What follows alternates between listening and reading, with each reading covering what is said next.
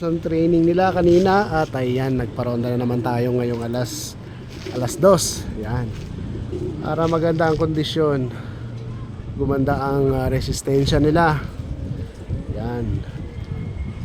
So yan po yung ating panghapon dahil Sabado at ay Linggo pala at wala tayong trabaho. So yan, magpalipad lang tayo ng ibon.